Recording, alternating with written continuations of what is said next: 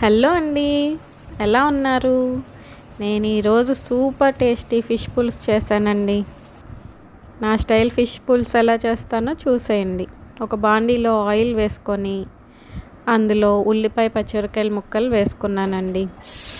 ఇవి ఫ్రై అవుతూ ఉండేలోపు మనం దీనికి ఒక మంచి పేస్ట్ తయారు చేసుకోవాలి.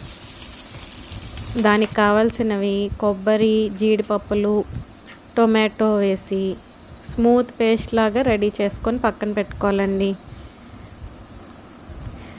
ఈ వేగుతున్న ఉల్లిపాయ పచ్చిమిరపకాయల్లో ఫిష్ ముక్కలన్నీ వేసేసుకోవాలి.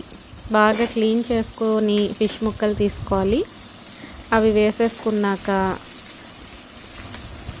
ఆ ఫిష్ ముక్కల మీద ఉప్పు, పసుపు, అల్లం వెల్లుల్లి పేస్ట్ వేసుకోవాలి.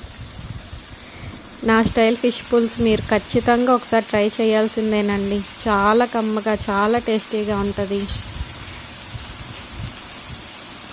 ఒకసారి ట్రై చేసి తిని ఎలా ఉందో నాకు చెప్పండి. ఈ స్టైల్ మా పిన్ని చేసేదండి. చాలా అద్భుతంగా చేసేది.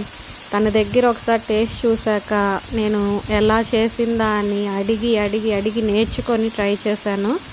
చాలా ఎక్సలెంట్గా వచ్చింది. ఈ ఫిష్ ముక్కల మీద కారం కూడా వేసేసుకొని మనం స్మూత్గా పేస్ట్ చేసుకున్న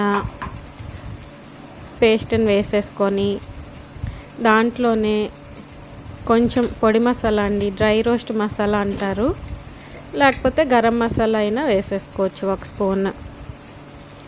దీంట్లో నానబెట్టుకొని పులుసు పిండుకున్న చింతపండుని తీసుకొని ఆ చింతపండు పులుసు కూడా వేసేయాలండి. ఒక 10 minutes కుక్ చేస్తే చాలు.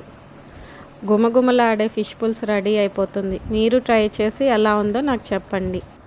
సబ్స్క్రైబ్ చేసుకోండి, లైక్ చేయండి, షేర్ చేయండి, కొంచెం సపోర్ట్ చేయండి. Thank you.